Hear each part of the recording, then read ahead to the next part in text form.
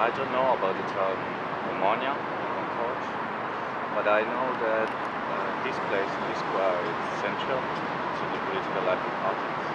I've been speaking to friends from Athens during the past 2 days, and they told me about the symbolic value of this place today. So I think it's quite interesting, actually, so for me, coming from outside and being directly put in the center of this discussion about the youth and development of the city.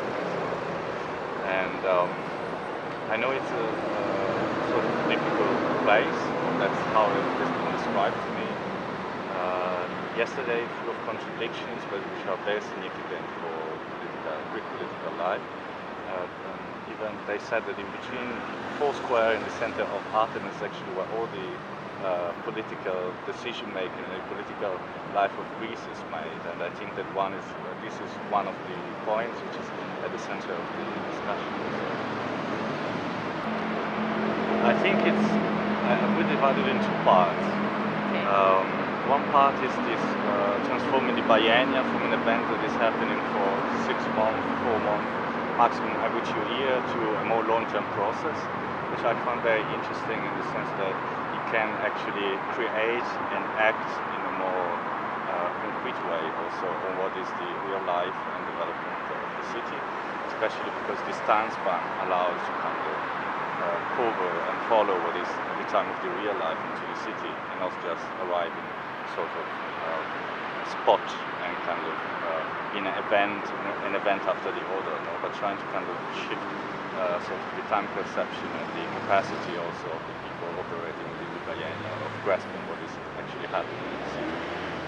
And there was a second part, which is also refers to something that interests me quite a lot, which is about the development of the area and the fact that Biennale is taking place here. From our experience of Macau in Italy, this is a very relevant topic. We as a group of researchers, artists, people working in the culture, we've been quite involved in struggles also against gentrification processes in a specific area of Milan, which is called Isola. It's a neighborhood. Maybe it has some characteristics quite similar also to the Omonoia area. It's very interesting to see how one of the, just to put it a little bit shortly, one of the fundamental things I think for an art institution or for an art group or a collective of artists is to give the work together with the people that are inhabiting the area, and trying to see also what sort of collaborations in the struggles and in the proposal they are put forward into the area that could be developed.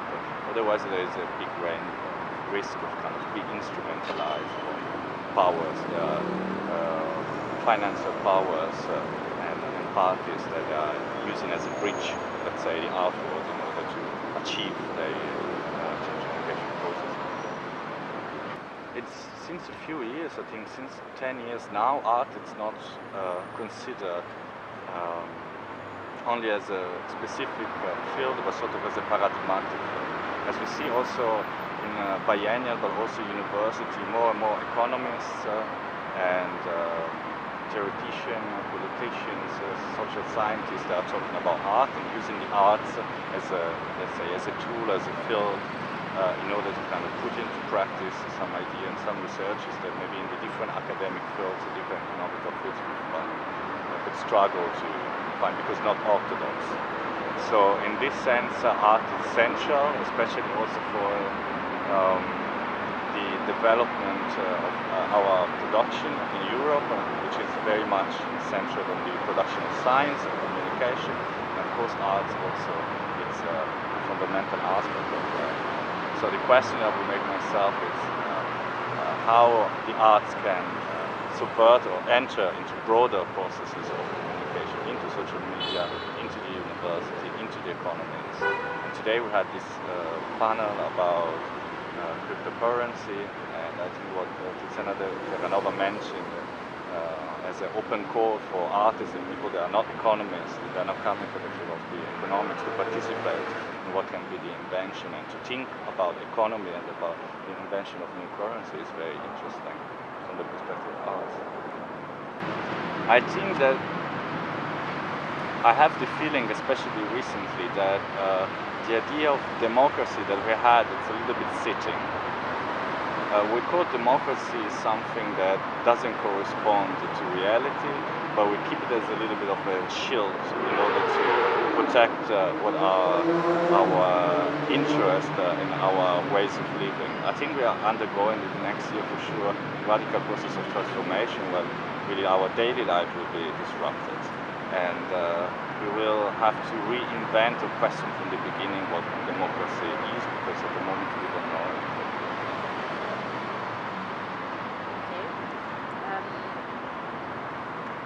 Which one of the three strands do you find the most challenging?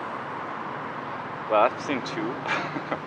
I miss one, which I'm looking very much forward, also because I'm interested to see what can mean the performative of the politicals, and I know some of the people involved, so I'm very much looking forward to that.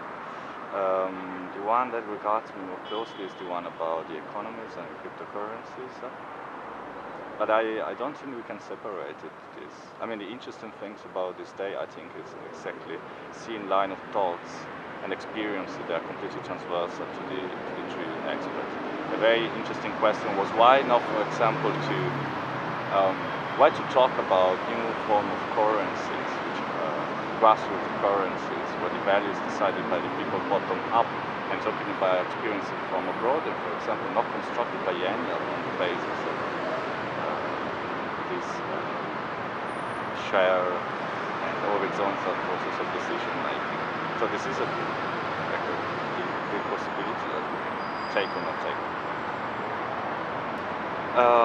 I think that I was very happy to come to Athens because there's been such a focus on Athens, both in newspaper but also in discussion, both artistic and political context. So I really wanted to see.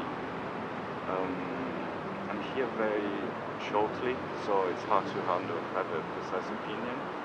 I was very impressed. Yesterday was 17th of November, so there was the demonstration. And I had immediately to compare to similar demonstrations taking place every year in Italy, and I felt there is a difference somehow. There is a difference in the atmosphere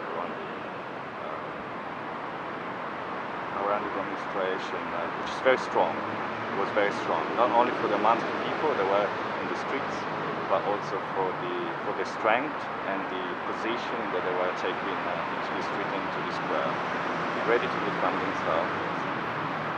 And I imagine this one bringing back to my reality as a possible future scenario that we will see also in Italian cities. So in this sense, I came here also to look a little bit into the future and to meet with people also that can help us to connect and develop some strategies in order to determine this future.